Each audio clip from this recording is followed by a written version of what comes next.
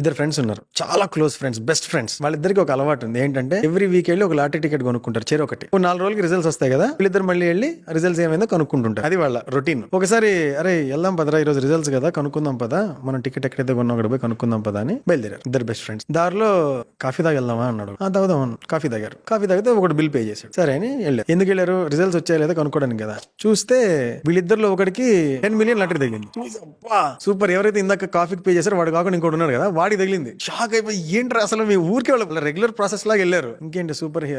ఇద్దరు చాలా సంతోషంగా ఉన్నారు. ఫ్రెండ్స్ కే కదా వచ్చింది అన్నట్టు. వస్తూ ఒక BMW కంపెనీ షోరూమ్ ఉంటే దానిలోకి వెళ్ళారు ఇద్దరు. వెళ్తే ఈ లాటరీ తగిలినోడు అడిగాడు, అరే ఏ కార్ బాగుందిరా? అది చూసి ఇది బాగుంది రో అన్నాడు. సరే. అక్కడికి వెళ్ళి మేనేజర్ దగ్గరికి వెళ్ళి ఈ కార్లు 2 తీసుకుంటున్నాము అని బిల్ పే చేసిన తర్వాత ఇతను వచ్చాడు ఫ్రెండ్ వచ్చి, ఏందిరా నా కార్ నువ్వు పే చేసావు అన్నాడు. అంటే ఇందాక కాఫీకి నువ్వు పే చేసావు కదా, ఇప్పుడు కార్కి నేను పే చేశాను అన్నాడు. ఓకే, కాఫీకి పే చేసిన టైంలో అది నేను అఫోర్డ్ చేయగలను, నేను పే చేశాను.